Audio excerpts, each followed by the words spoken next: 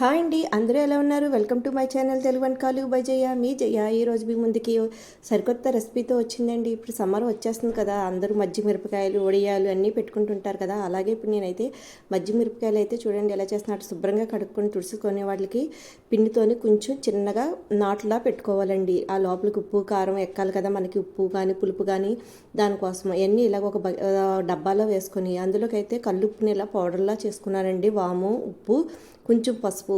మనకి ఇవైతే 2 కేజీల మిరపకాయలండి. దానికి సరిపోయినంత ఉప్పు కానీ వాము కానీ పసుపు ఇవన్నీ వేసుకుంటున్నానండి. ఇలా వేసుకున్న తర్వాత 1 లీటర్ పెరుగునైతే నేను తోడు పెట్టుకున్నానండి. ఇదైతే నిమ్మరసం అండి. ఒక 3 నిమ్మకాయలు నిమ్మరసం కూడా వేసుకుంటేనే మనకి ఈ స్పైసీ ధనానికి ఈ పులుపుకి చక్కగా చాలా టేస్టీగా ఉంటాయండి. ఇలా చేస్తే మిరపకాయలు కూడా ఎండిన తర్వాత తెల్లగా వస్తాయండి, నల్లగా రాకుండాను.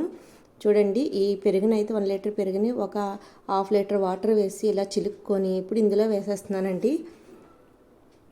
చూడండి, చక్కగా మనకి ఎంత ఇలాగా పెరుగు చక్కగా ఉంటేనే మనకి పట్టేలా ఉంటేనే మిరపకాయలు అనేది ఎండిన తర్వాత టేస్ట్ వస్తాయండి మంచిగా.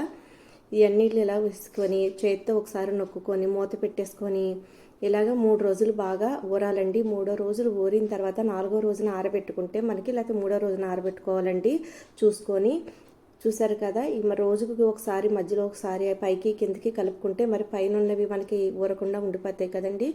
అలాగా పైనవి కింద రోజు కలుపుకొని ఇలాగా 3వ రోజున మనం మజ్జిగలోని శుభ్రంగా వాడబెట్టుకొని జాలి పుట్లో వేసుకొని అప్పుడు ఒక కవర్ పైన వేసుకొని ఆరబెట్టుకోవాలండి. ఇంతేనండి. ఫుల్ వీడియో అయితే మన ఛానల్లో కూడా ఉందండి. చూసారు కదా, ఇలా ఊరబెట్టేసుకొని మూత పెట్టుకొని పక్కన పెట్టేసుకున్న తర్వాత 3 రోజులు అయిన తర్వాత అయితే ఇలా ఎండబెట్టానండి. ఫస్ట్ డే ఎండినవి ఇలా ఉన్నాయండి సాయంత్రానికి. మళ్ళీ వీటిని మనం ఇలా మజ్జిగలోని వేసుకొని మళ్ళీ అలాగా ఇంకొక 3 రోజులు అలా మజ్జిగలో వేస్తూ బాగా కాయ తెల్లగా మెత్తబడే వరకు వేసుకుంటేనండి ఈ మజ్జిగంతా వాటికి పట్టి చక్కగా టేస్ట్ అనేది చాలా బాగుంటాయండి తింటుంటే.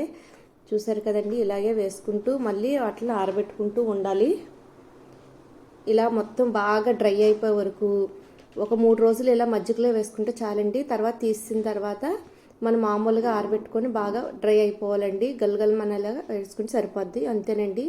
చూడండి, మనకు బాగా ఎండిపోయాయి. చూడడానికి ఎంత చక్కగా ఉన్నాయి. 2 కేజీలు మిరగాయలు ఎండేటప్పటికి మనకి ఇవన్నీ ఒక 400 గ్రాములు అలా వస్తాయండి ఎండినవి అయితే. చూడండి ఎంత చక్కగా కట్ అవుతుందో. వీటిని వేయించుకొని మనకు కావాల్సినప్పుడు పప్పు అన్నంతో కానీ సాంబార్తో కానీ మజ్జిగన్నంతో సైడ్ డిష్గా చేసుకుంటే చాలా టేస్టీగా ఉంటాయండి. ఫుల్ వీడియో కాల్తో మన ఛానల్లో ఉంది. Thank you.